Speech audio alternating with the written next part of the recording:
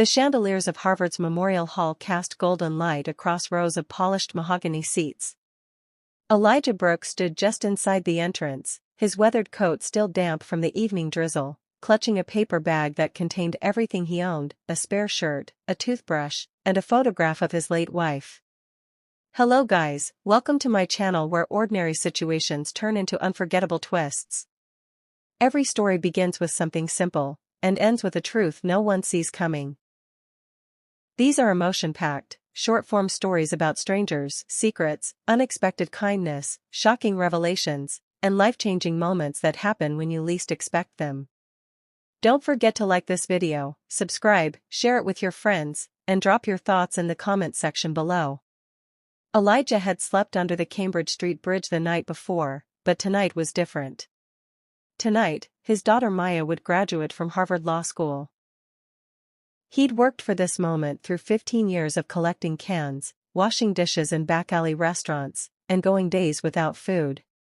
The dream his wife whispered on her deathbed, "Get our baby to college," was about to come true. He stayed near the exit, afraid his scent of rain and asphalt would betray him among the parents in tailored suits and expensive perfume. A security guard had already eyed him suspiciously twice. Elijah kept his head down, trying to blend into the shadows. He just wanted to see Maya walk across that stage. That's all. Then he'd slip back into the night where he belonged. The graduates filed in wearing black robes and crimson hoods, their faces glowing with accomplishment. Elijah scanned each row until he spotted her, Maya, third from the left, her natural hair styled elegantly, her smile radiant. His heart swelled. She looked so much like her mother. The ceremony began with traditional pomp. The dean spoke about excellence and legacy. Parents whispered proudly to one another, comparing law firm offers and clerkship positions. Elijah listened from the back, his stomach growling quietly. He hadn't eaten since yesterday morning, a half sandwich someone had left on a park bench. Then Supreme Court Justice Caroline Hayes took the podium. The room fell silent. She was a legend, known for her fierce intellect and unwavering moral compass. Her speech began with the usual themes: justice, service, the weight of responsibility. But halfway through, something shifted. Justice Hayes paused mid-sentence, her eyes scanning the crowd. Then they stopped, locked on the back of the hall. On Elijah. Her expression changed from confidence to shock, then to something that looked like recognition. Her mouth opened slightly, words catching in her throat. The audience began to murmur, turning to see what had captured the justice's attention. Elijah's pulse quickened. This was it. He was about to be escorted out. He should have stayed outside. He'd ruined everything. Justice Hayes gripped the podium, her voice suddenly trembling. "Sir, the gentleman in the back. In the dark coat. Please stand." Elijah's heart sank like a stone. He lowered his head, preparing to leave quietly, to spare Maya the embarrassment of having a homeless father removed from her graduation. But before he could move, something unexpected happened. Justice Hayes stepped down from the podium. The Supreme Court Justice descended the platform steps, her judicial robes flowing behind her as she walked directly toward Elijah. The entire hall held its breath. Graduates craned their necks. Parents whispered urgently. Maya's face went pale as she recognized her father standing in the shadows. Justice Hayes crossed the center aisle, her heels clicking against the marble floor, each step deliberate and purposeful. When she reached Elijah, she stopped just inches away, studying his weathered face with tears forming in her eyes. Then, to everyone's astonishment, she bowed her head. "I know you," she whispered, loud enough for the front rows to hear. 25 years ago. Atlanta. The courthouse fire." Elijah's hands trembled. He shook his head slightly, uncomfortable with the attention. "Ma'am, I think you're mistaken. You carried me through the smoke," Justice Hayes continued, her voice breaking. "Everyone else ran. The flames were everywhere, the building was collapsing, and you came back. You wrapped your jacket around me and carried me to safety." I was a young public defender. You saved my life. The hall erupted in gasps and murmurs. Reporters in the press section scrambled for their cameras. Maya stood frozen in her seat, her hand covering her mouth. Elijah's voice came out barely audible. I had a little girl to raise, ma'am. Her mother had just passed. I couldn't chase medals or recognition. I just needed to get back to her, keep her safe, get her fed. Justice Hayes turned to address the audience, her voice rising with emotion. This man has been living on the streets. Sleeping under bridges. And do you know why? She paused, letting the question hang. So his daughter could sit in this room today. So she could have books instead of him having bread. So she could have a future instead of him having shelter. The silence that followed was deafening. Then, slowly, one person stood. Then another. Then the entire hall rose in a standing ovation that shook the rafters. The applause was thunderous, relentless, a wave of sound that seemed to lift the very ceiling. Maya bolted from her seat, her cap falling off as she ran. She pushed through the row of graduates, her gown billowing behind her, tears streaming down her face. When she reached her father, she collapsed into his arms. Dad, she sobbed against his chest. Dad, you never told me. All those times you said you were working late, you were on the streets? All those times you couldn't visit because you were busy, you were hiding this from me? Elijah held his daughter, his own tears falling freely now.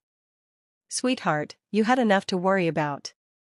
Your studies, your dreams, I wasn't going to burden you with my problems. Keeping you in school, that was my job. That was what your mama asked me to do. Justice Hayes placed a gentle hand on Elijah's shoulder. Let me tell you all what I remember, she said, her voice carrying across the hushed hall. July 16, 1999. I was 28 years old, defending my first major case. Someone set fire to the courthouse, arson, we later learned. Smoke filled every corridor. I was trapped on the third floor, choking, crawling, certain I would die. Justice Hayes continued, her voice steady but heavy with emotion. And then this man appeared through the flames like something out of a dream. His shirt was already singed, his face covered in soot. He didn't ask my name or whether I was important. He just said, I've got you, wrapped his jacket around me, and carried me down 3 flights of stairs while the ceiling collapsed around us. By the time the paramedics arrived, he had vanished. No name, no statement, nothing. I've searched for 25 years. The graduates sat mesmerized, some wiping tears. Parents clutched their children's hands. Maya clung to her father, trembling. Dad, she whispered, all those nights you told me you were working double shifts at the warehouse, you didn't even have a warehouse job, did you? Elijah shook his head slowly. I collected cans, baby. Recycling centers paid by the pound. Some nights I washed dishes at restaurants for cash. Other nights I stood outside grocery stores, helping people load their cars for tips. Whatever it took to send you money for books, for rent, for food. But where did you sleep? Where did you eat? Under the Cambridge Street Bridge mostly, Elijah admitted, his voice barely above a whisper. There's a dry spot beneath the overpass. And I ate, well, I ate when I could. Soup kitchens, sometimes leftover food from the restaurants. It doesn't matter now. Look at you. Look at where you are. Maya's sobs grew louder. You went hungry so I could eat? You froze so I could have heat? Dad, I would have left school in a heartbeat if I'd known. And that's exactly why I never told you, Elijah said firmly, cupping her face in his calloused hands. Your mother died believing you'd make something of yourself. She made me promise. Get our baby to college, Elijah. No matter what it costs. I kept that promise. I'd do it again 1,000 times. Justice Hayes raised her hand, calling for silence. The hall quieted immediately. Mr. Brooks, you gave your daughter wings by giving up your own. But tonight, we give something back. She turned to the dean, who nodded solemnly. I am invoking my authority as tonight's keynote speaker and as a member of the Harvard Board of Overseers. Elijah Brooks will sit in the front row as our guest of honor. Furthermore, I am personally establishing the Brooks Scholarship Foundation with an initial endowment of $5 million. The crowd erupted again, applause mixing with cheers. Cameras flashed like lightning. Maya buried her face in her father's shoulder, overwhelmed. Justice Hayes wasn't finished. This fund will ensure that no parent ever has to choose between survival and their child's education. No father should have to sleep on concrete so his daughter can sleep in a dorm. No mother should have to skip meals so her son can eat in a cafeteria.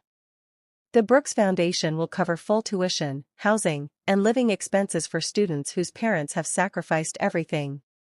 Elijah's knees nearly buckled. Maya held him upright, both of them shaking with emotion. A Harvard administrator appeared with a chair, placing it directly in the center of the front row. Justice Hayes personally escorted Elijah to the seat, the entire audience standing and applauding every step.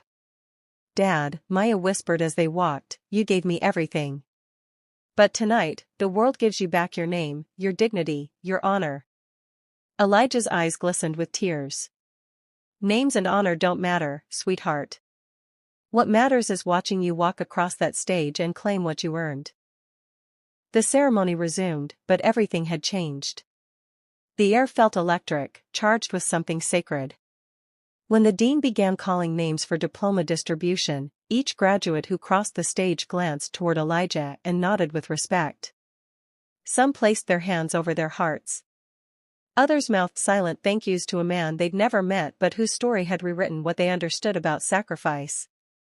Then came the moment Elijah had dreamed about for 15 years. Maya Elizabeth Brooks, Juris Doctor, magna cum laude. The applause was deafening. Maya stood, adjusted her gown, and walked toward the stage with her head held high. But halfway there, she stopped. She turned back, walked to her father, and extended her hand. Walk with me, Dad. You earned this more than I did. Elijah shook his head, tears streaming. Baby, this is your moment. No, Maya said firmly, her voice breaking. This is our moment. You carried me here. Now let me walk beside you. Father and daughter crossed that stage together, hand in hand. The dean handed Maya her diploma, then did something unprecedented. He produced a second certificate, hastily prepared by the administration. Elijah Brooks, Honorary Doctorate of Humane Letters, for extraordinary dedication to education and exemplary fatherhood. The standing ovation lasted a full 3 minutes. Graduates stomped their feet, creating a rhythm like thunder. Parents wept openly. Even the usually stoic faculty members dabbed their eyes with handkerchiefs.